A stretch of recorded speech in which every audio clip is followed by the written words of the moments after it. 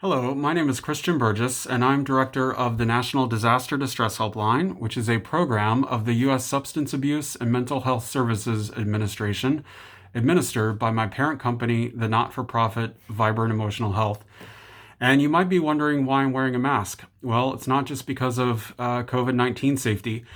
It's also because I work from a home office in the Portland, Oregon area, and right now we're experiencing rampant wildfires, just as California, Washington, and other areas in the West are.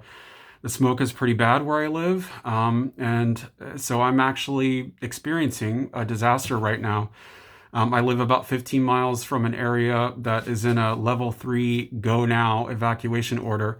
And so I've been thinking about preparedness. And September is National Preparedness Month. And I wanted to offer a few tips that you and loved ones can use in order to feel calmer and more in control in times of disaster. And the first step is to stay calm. This can be really hard to do in times of stress, but think about what normally helps you to get through tough times and really draw on those resources. And also think about things that you can do in the moment of stress, like taking deep breaths or stopping and doing some simple stretches. Because if you are able to stay as calm as possible in times of stress, you're able to think more clearly and make decisions and do what you need to do in order to keep you and loved ones safer. The second tip is to follow emergency directions. Emergency responders and emergency management officials are working around the clock to keep you and loved ones safe. And so it's really important for you to follow any directives they may give pertaining to the particular disaster that's impacting you. So follow evacuation orders, or in some cases, it might be a shelter in place. They're doing these things to keep you safe, but also so that they don't have to divert resources to emergency rescue, so that they can concentrate on fighting the disaster and containing the disaster event to the extent possible, as well as helping people who may need extra assistance. So follow emergency orders. You can sign up for alerts that almost every local county area has these kind of alerts that you can sign up for to get texts or phone calls. You can also check social media accounts of emergency management agencies to get consistent, regularly updated information from trusted sources. The third step is to take preparedness one step at a time. It can be very overwhelming when a disaster is imminent to think about what you need to do. This is why it's important to practice preparedness year-round so that you're familiar with the steps that you need to take in a particular disaster, as well as just get the resources that you need. But just do things one step at a time. And it helps to think about things ahead of time, to think about the essential documents that you need to assemble, any valuables that you have that you want to put in one place for a quick grab, to think about what you would put in a go bag, such as medications or clothing or other essential items.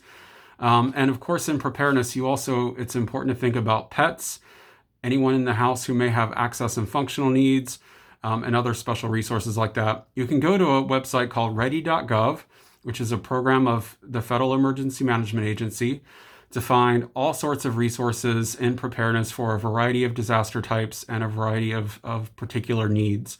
And they also have resources available in multiple languages.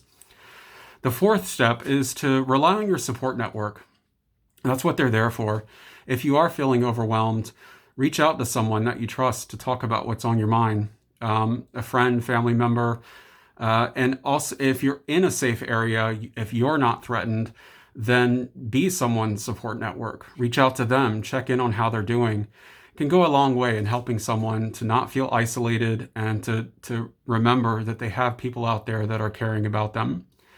The fifth and final step is to reach out to services like the National Disaster Distress Helpline when you need support and you're feeling overwhelmed, or if the disaster event is triggering pre-existing mental health concerns, including if you experienced disasters in the past and have had a difficult recovery.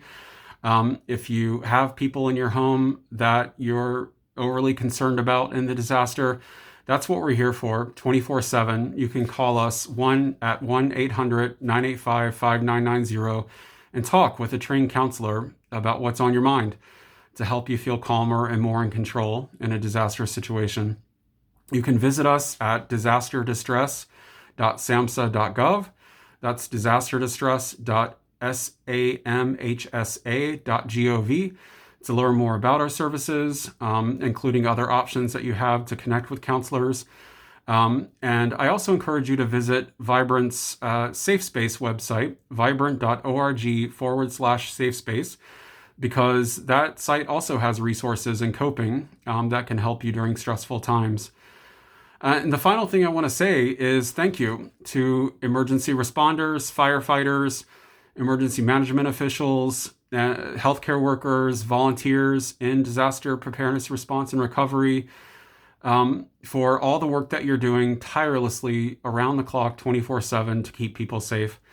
The Disaster Distress Helpline and Vibrant thanks you, and I personally thank you because of what I'm experiencing right now here in Oregon. So thanks for your time. Remember to practice preparedness year-round, and stay safe and stay well.